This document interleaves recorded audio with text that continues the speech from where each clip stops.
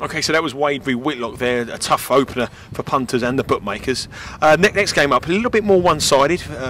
We've got Michael van Gerwen, world champion, up against local lad Dave Chisnell. Yeah, Van Gerwen 2-9 against Chisnell 100-30. Chisnell, of course, 10 and 180s in his last game against Van Gerwen. The thing with Van Gerwen, you've always thought in his 2 games so far against Steve Beaton and Ian White that he wasn't really pushed, and he always in control. I think Steve Beaton had chances to make it 8-all, but once he didn't take them, I think Michael went out and won that quite easily. And Ian White was never the same in the second round and really didn't threaten him. We know Van Gerwen's got gears. I think he'll have to play much better tonight. I think if there is to be a shock in the quarterfinal, I think this might well be it. I still think Van Gerwen will go through, but I think Chisnell, if you're such a scorer, as high scorer as Chisnell, you've always got chances now. You're always going to give yourself chances at the doubles, and then of course if you take him, if you have one of those nights where you're going to take them, then you must have chances. I think it's fascinating as well with what we saw last night with Taylor. He's thrown the gauntlet down. He's thrown the gauntlet down to Van Gerwen. How can Van Gerwen react to it? This is absolutely fascinating now. That not only can he win, you could argue then, if I were Michael, if you could imagine Michael practicing this afternoon, you could imagine Van Gerwen's thinking, hang on a minute, I know that the bar has been raised. Let's not just beat Dave Chisnell. What about me? What about my 9-darter? 14-1 for a Van Gerwen 9-darter. An interesting market as well is 5-2 to have most 180s in the match. That's 5-2 for the world champion to have most 180s. Yes, Chisnell is a high scorer.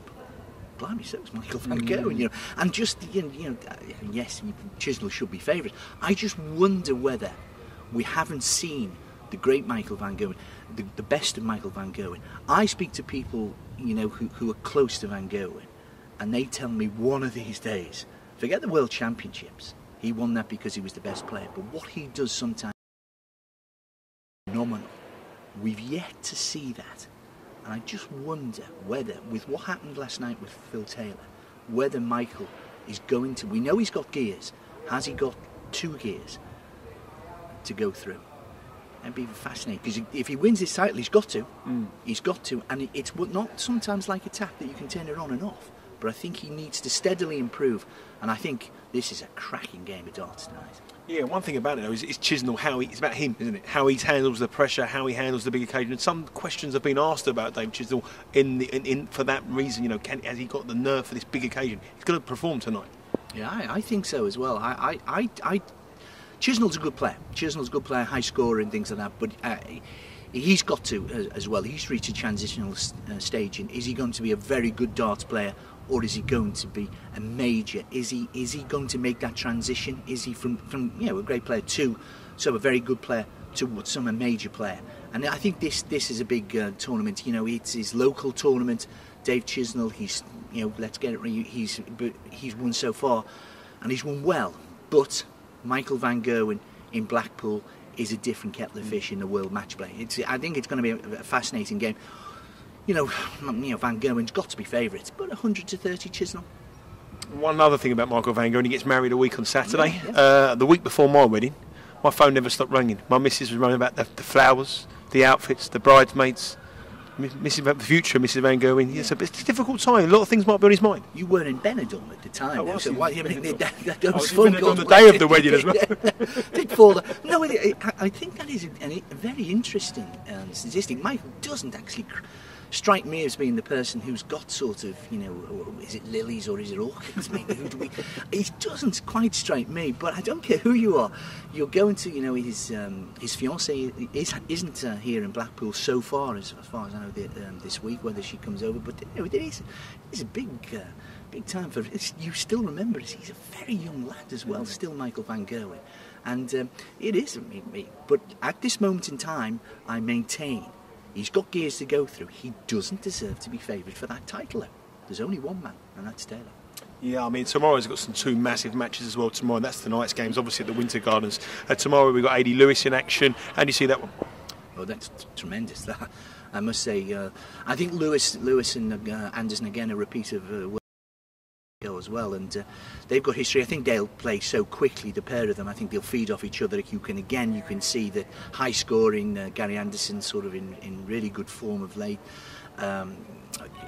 I can't really, again, 4 to 6, 11 to 10. The bookmakers, we have just favourite Adrian, and again, Adrian, apart from last night against Mervyn King, he's a worthy favourite, I think. But Anderson won in Dusseldorf. Anderson bringing his A game. Anderson looks relaxed. This is almost too close to call as well. This really is, and the winner is likely to play Phil Taylor in the semi-final as well, and what a prospect that is. But I'm really looking forward to that game. Did one little slight note as well from that. I'm slightly disappointed that the PDC have decided to put the game between Lewis and Anderson first on Friday on Sky Television. I'm with Phil second. I just think it could be after the Lord Mayor's show. I just think, I know he is Mr. Darts. I know he's the king of Blackpool. I just wouldn't mind on this occasion to have seen Phil go on first and then to lead, because I do think that the more competitive game will be between Lewis and Anderson. Yeah, I think that's going to be the pick of all the quarterfinals. And I've said all week to look under the 180s. I certainly wouldn't be doing in that game. No. If these two can feed off each other, then it is. And the same thing with MVG and Chisnell on Thursday evening, similarly.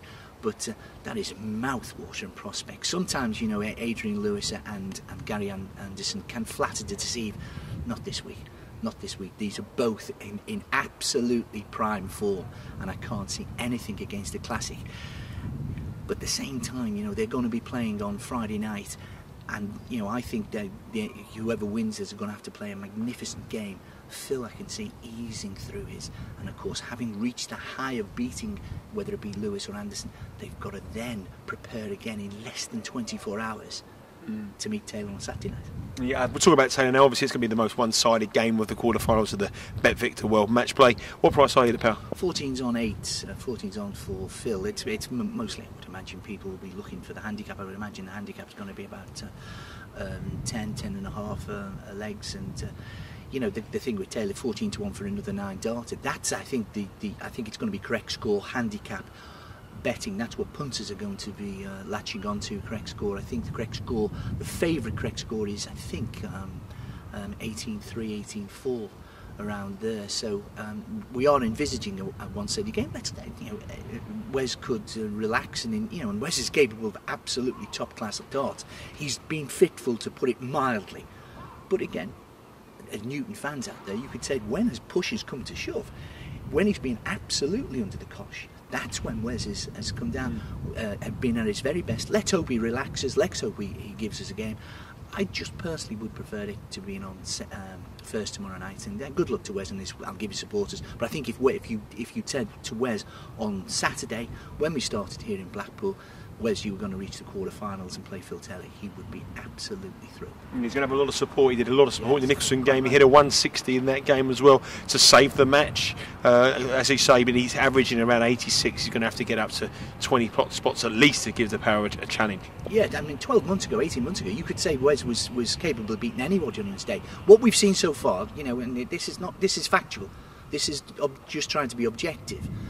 What we've seen so far, no, Wes can't beat Phil, and especially this new Taylor with his new darts and things like that. This is a Taylor who is mean.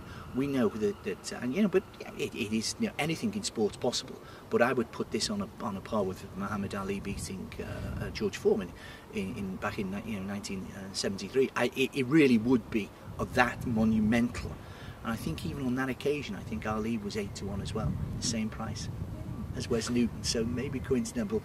I think on that day, there was only me and Colin Hart in the world who thought Ali could win against George Foreman. On this occasion, I'm not with Wes. Comparing Wes Newton to Muhammad Ali, fantastic. Just one thing before you go, they say in life and sport, lightning doesn't strike twice. But Phil Taylor has told you, he's warned you, BetVictor, he's told you all that he's going to get another 9 darter. What price are you getting in that game? 14 to 1 he gets in that game. The first thing he came off and he said, Charlie McCann, how much did that cost you? And I told him a substantial 5-figure fee. Well, he said, oh, right. Instead of gloating, what did he decide to do? In that case, he said more of the same then on Friday. And of course, in Phil's case, he thinks Friday will lead to Saturday and Saturday will lead to Sunday. But high scoring, big checkouts, and the form in the book. Class is permanent. Taylor's got it. He remains the man to beat. And I think, 2-1 is an insult. Charlie McCann from BetVictor, thanks very much for joining us here for Tungsten Tales quarter-final betting preview of the BetVictor World Match Play in conjunction with Unicorn Darts.